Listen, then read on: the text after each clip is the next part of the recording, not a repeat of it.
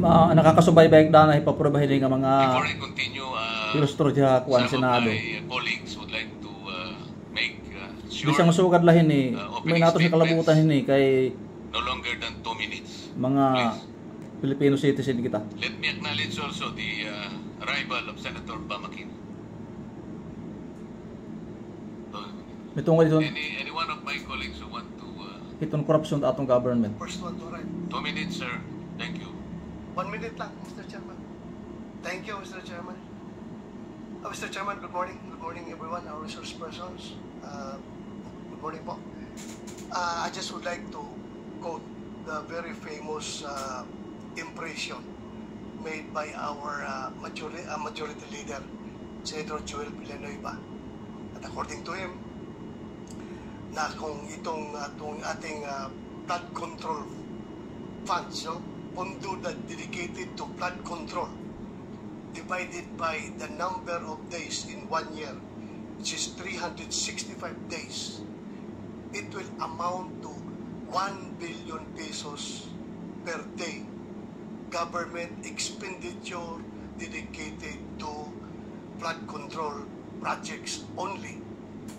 So, sa ordinaryong tao, pag ito'y kanilang narinig, talagang lalong-lalo na, including me, at lalong-lalo na yung mga taong kasalukuyang nabibiktima sa mga baha. Iniisip nila na sana yung 1 billion a day na yan, binigay na lang yan sa amin at kami na ang gumagawa ng flood control dito sa aming lugar para ma-mitigate yung sitwasyon na ito. But anyway, we are not entirely blaming everything to the projects. Meron tayong, we have a plethora of reasons bakit nangyayari ito. Meron tayong climate change, meron tayong sinasabing yung reclamation and other reasons. Pero yung nga, sa ordinaryong tao, kailangan maklaro natin ito. Kaya ako, personally, for myself, and I hope the chairman and the rest of the members of this committee would share with me in my request na sana during this hearing, establish talaga natin ito for the benefit of our people na nanonood ngayon. Number one, these are not ghost projects. Number two, sana itong mga project na ito ay hindi ito yung quasi-physical and quasi-spiritual. Ngayon yung project na sinimulan lang pakilang tao, then afterwards, pinabayaan, wala nang nangyari. At kung number three, kung ito ay talagang ang estado nito mga proyekto na ito ay fully implemented, physically implemented, did it serve its purpose? Bakit patuloy pa rin yung baha? So, yun po mga Mr. Chairman, ang gusto nating malaman today, and I hope that all our resource persons would cooperate 100% in this Senate investigation, because itong aming committee ng Blue Ribbon Committee, we are not witch hunters here. We are not ghostbusters. We are truth seekers. So in our quest for the truth, sana you play a very vital role para makamit natin ang katotohanan dito para sa ating inang bayan. Maraming salamat, Mr. Chairman. Thank you for your 2.5 minutes, Senator Bato. Following the order of arrival, I will call on Senator Rapi Tulfo for his 2 minutes. Maraming salamat, Mr. Chair. Ako po ay magbibigyan ng senaryo kung paano po mahilantulad sa karneng baka sa palengke ang ilang bilyones na napupunta sa flood control. At kung paano po ito kinakatay, sinachap-chap at niluluto. Nagsisimula po yan sa isang proponent na kung saan ay kakatay po siya ng say 20 billion pesos mula sa NEP, BICAM, and ang program appropriation. Now, ito itong proponent na ito ay dadalhin niya ang 20 billion na nakatay niya doon sa mga nabanggit ko, NEPA Common Program, sa Region 4B. Na kung saan ang regional director doon ay isang nagngalan, Mr. Gerald Pakanan, excuse me. Now, yung 10 billion, si proponent na ang gagawa ng project dahil meron naman siyang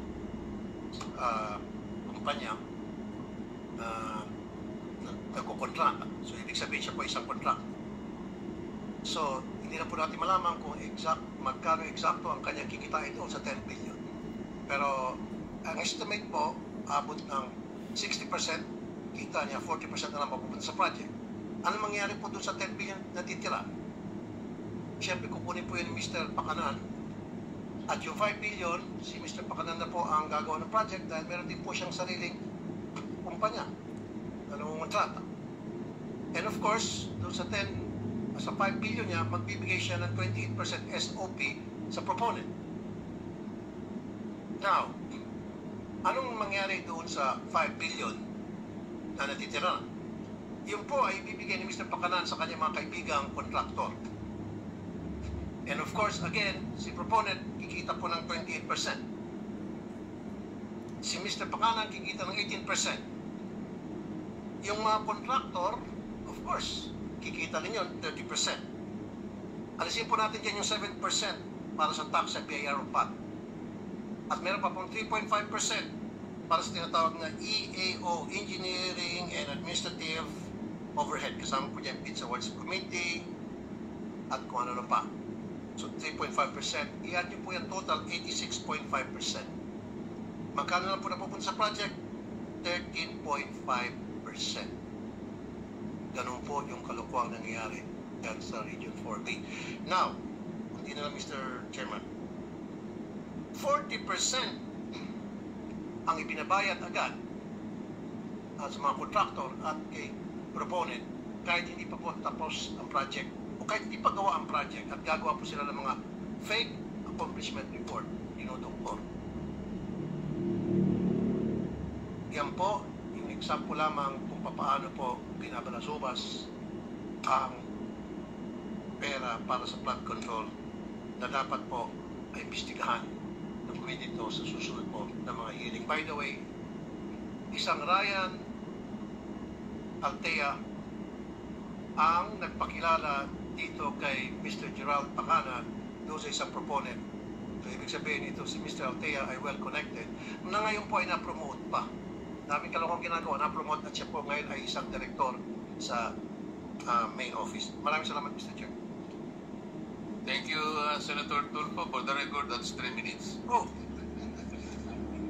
Before I continue, let me acknowledge the arrival of our Senate President Pro Tempore, Jingo Estrada. So let's continue with Senator Erwin Tulfo. 2 minutes. Thank you, Mr. Chair. Thank you. 545.64 billion pesos of flood control. This is nothing less than a grand robbery of our nation. Sa salitang kalye, pagnanakaw to the max. DPWH officials, contractors, and their cohorts in public office need not explain anymore because we already have an answer why year after year flood waters still drown our communities while their bank accounts are flooded with taxpayers' money. Bago pa man may sakatuparan ang isang proyekto, hinihinga na po ng 20 hanggang 25% na komisyon ang mga kontratista, masaklap po ng ilang mga politiko. Yan po ang dahilan kung bakit substandard o palpak ang mga proyekto at karamihan ay ghost projects na. Ang sistemang ito dumadaan mula sa politiko, undersecretaries, regional director, district engineer hanggang sa project engineers. At sa bawat opisyal na dadaanan pa ng flood control project na ito ay nakakaltasan pa ito ng 2 hanggang 5%. Halimbawa, kung ang proyekto ay pinondohan ng 100 milyon, nasa 40 to 30 milyon na lang po ang halaga nito pag nagawa na dahil sa mga komisyon o kickback simula sa itaas hanggang sa ibaba. At kadalasan ay ghost project na lang ang flood control. Let me ask, sino-sino ang kumita habang libo-libong Pilipino ang nalulunod sa baha? Mr. Chair, We cannot hide behind technicalities anymore. Names must be named, heads must roll. The Filipino people are tired of endless excuses and lies while corruption continues to thrive. Ilan sa mga government projects ng DPWH ay sila mismo ang gumagawa o tumitira nito na kung tawagin nila in-house construction. At ang resulta ng in-house construction na ito ay ghost projects nga. Ilan kasi sa mga opisyal dyan ay mga kontratista o di kaya mga construction company.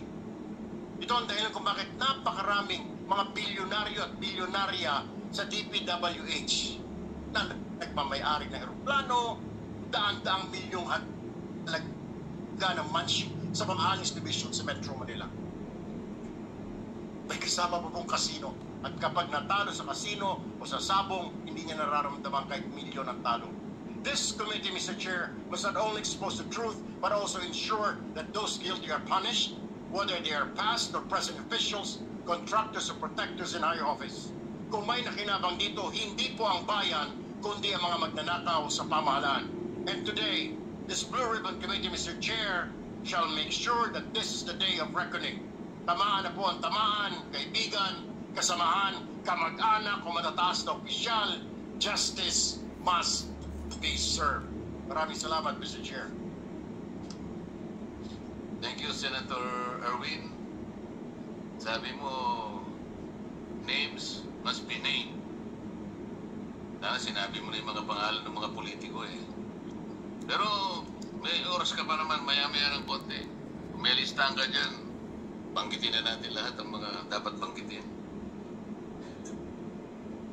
May I now recognize Senator J.B. Ejercito for his opening statement.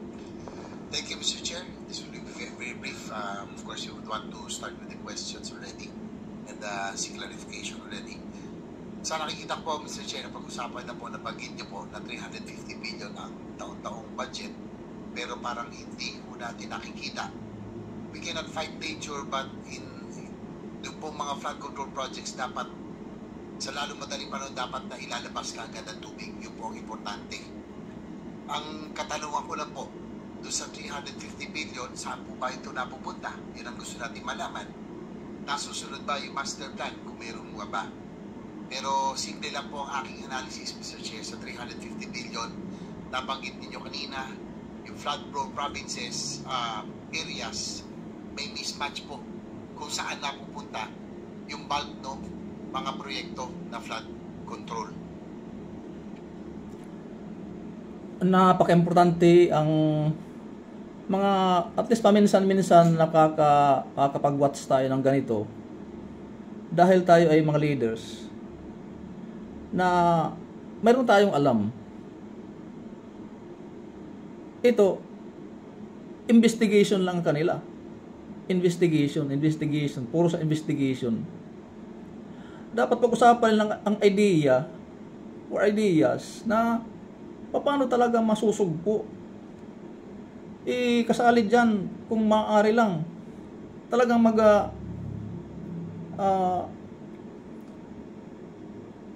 magkaroon ng death penalty para nitong mga nagnanakaw na talaga ng mga milyones na talaga. So, walang mangyayari yung investigation lang. Dapat yung idea